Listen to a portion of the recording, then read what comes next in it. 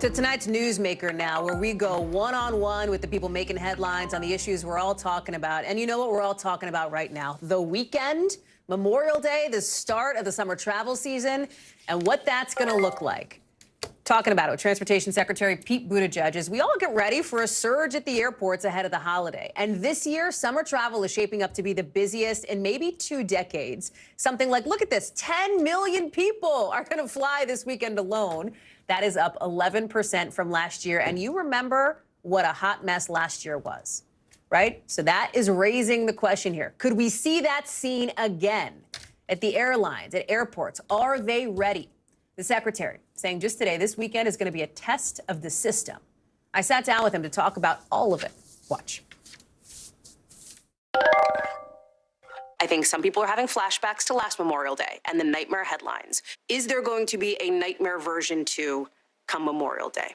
Well, let me start with the improvements that we've seen this year. So far in 2023, every single month, cancellation rates have stayed under 2%. That's very encouraging, but we're not out of the woods. We have seen demand come roaring back for air travel, and the system has struggled to keep up. So a lot of improvement. Not out of the woods yet. What is your level of confidence right now in the system writ large? Can the system handle it? Are you confident? Well, first of all, the system that we have built is extraordinarily safe, and we're going to make sure that passengers stay safe, and that's the top priority. But you know, passengers' concern is less their safety, and it's more the convenience. It's more the sort of headache of it all. Yeah, I think once you are certain about safety, then we look at the convenience issue that was so frustrating last year, unacceptable really, which is why I summoned the leaders of the airlines. We ratcheted up the customer service protections and the enforcement, and we got a lot of meaningful gains. Those are going to pay off this summer. So far this year, that picture is much improved.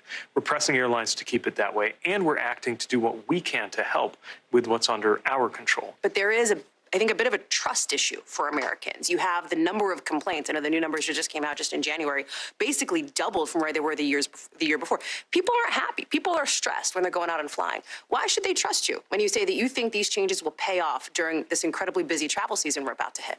Well, this is not a qualitative thing. This is very direct and objective. Did you get delayed or not? Did you get canceled or not?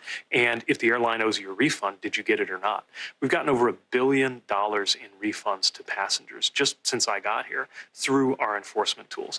And I think one of the reasons that we're seeing a lot of these complaints come in is that passengers are seeing when they do complain to us about an airline not taking care of them, we follow up. And we make sure that they get taken care of. So we're going to continue building up these protections that did not exist even a year ago. But of course, the best way to deal with this is not for us to come in and have to enforce and issue fines and beat up airlines. It's for airlines to take care of these issues in the first place. And they've stepped up. There's a long way to go. You've had a lot of praise for Billy Nolan, who is leaving his job as acting FAA administrator.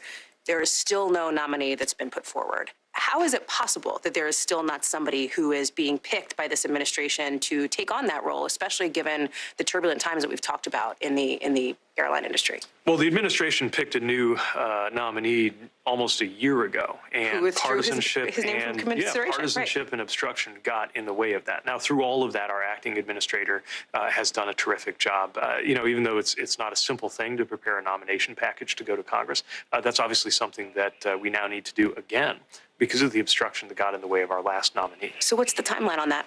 I don't have news to make on that in this interview, but obviously it's something there's a lot of urgency around in the administration. Have you received assurances from Acting Administrator Nolan that he'll stay on until there is a nominee, if in fact there is a delay? Well, we're going to make sure that there's continuity and strong leadership no matter what. But of course, what is most desirable here is to have the Senate confirm the president's nominee so that we have that certainty for the years ahead. Let me ask you about some other issues that are sort of in your portfolio, in your purview. What regrets do you have about your response to what happened in East Palestine? What would you have done differently? I do think that we missed an opportunity to communicate more clearly with all the misinformation that came to the people of East Palestine. And it's one of the reasons why I broke with the norm. Normally, a transportation secretary does not go to an active hazmat site or an active crash site. But in this case, I thought it was worth breaking that norm in order to be there to directly communicate with people on the ground about how this administration was supporting them and to communicate with the country about the safety reforms that are needed.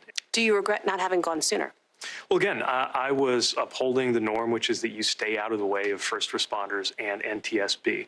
But I do think, had I known the amount of misinformation that would be directed at the people of East Palestine, we would have taken more steps to make sure that they got more accurate information sooner in the process. You've talked about lessons learned from that process and that experience. Is that the biggest one? Well, I think the biggest lessons have to do with making sure that we have even more teeth in our railroad enforcement. East Palestine woke Americans up to something that I think a lot of people in railroading knew, but I think most Americans didn't, which is that derailments have always been a daily occurrence in this country. They still happen all the time. Absolutely. Yeah. And that's not something that we should just sit back and say, oh, well, there's nothing that can be done. Now, let's be clear. The number of accidental railroad deaths is in the single digits, but I want it to be zero.